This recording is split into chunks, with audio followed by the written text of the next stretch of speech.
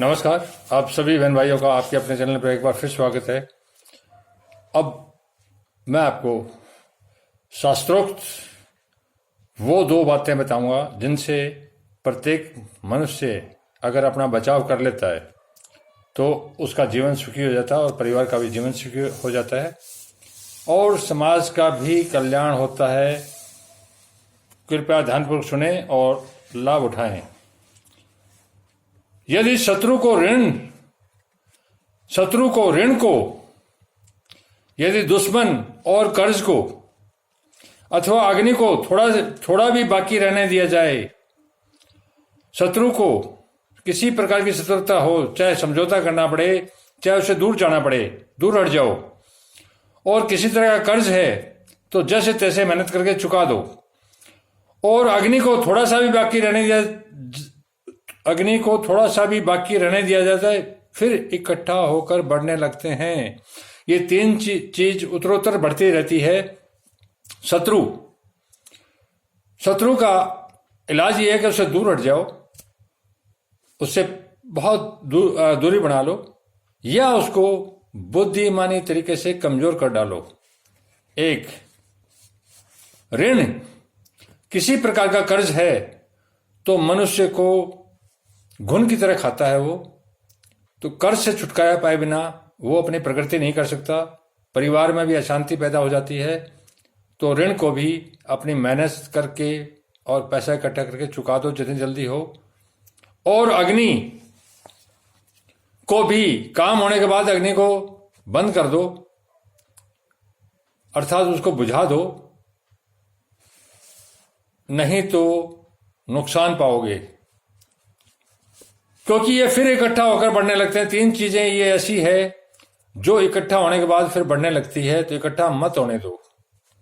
अतः इनके शेष को भी शेष नहीं रहने दो, अर्थात इनको जड़ मूल से खत्म कर दो, तभी आप और आपका परिवार बच पाएगा। शत्रु भी एक साथ हंसता है, जो दुश्मन होता है वो आपके साथ हंसेगा, बोलेगा भी।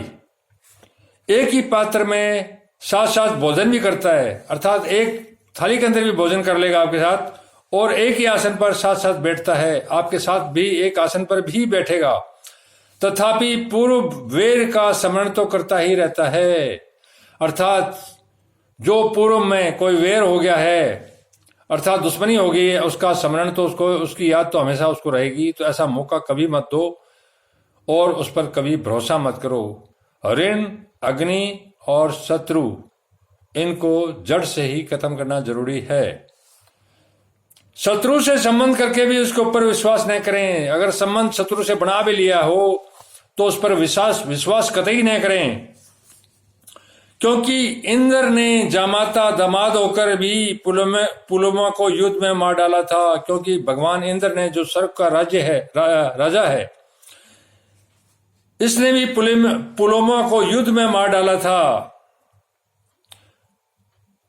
उसका दामाद बना और दामाद बन के पुलुमा का दामाद बना, लड़की अपने घर लाया, शादी की, और उसके बाद इसको मार डाला।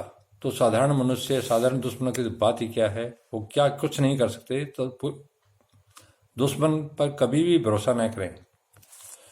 जो मनुष्य मन में वैर को छिपाए हुए, फिर ये बात करता है, जो मनुष्य मन में वैर अर्थात दुश्मनी को छिपाकर प्यारी प्यारी मधुर मधुर बातें करता है, बुद्धिमान पुरुष उस पर विश्वास करके उसके पास न जाएं। बुद्धिमान जो व्यक्ति हैं उस पर इन मीठी मीठी बातों का भरोसा न करके उसके पास कभी भी न जाएं, ऐसी गलती ना कर बैठें। ठीक उसी तरह जैसे मृग बहेलिए के निकट नहीं जाता, इसी प्रकार जैसे मृग जो हिरण है शिकारी के पास नहीं जाता। तो इतनी सावधानी बहुत जरूरी है। और जो शास्त्रों में बातें आई है वो जीवित वचन है, जीवित का मतलब वो पूरा होगा। तो ऐसा कोई मौका मत दो। जिस तरह से एक हिरण बहेलिया अर्थात शिकारी के पास कभी नहीं जाता, अपने शत्रु के पास कभी भी मत जाओ, वरना मार खाओगे। यदि वैर रखने वाला शत्रु बढ़ रहा हो तो उसके पास निवास नहीं करना चाहिए। अगर वैर किसी से दुश्मनी हो जाए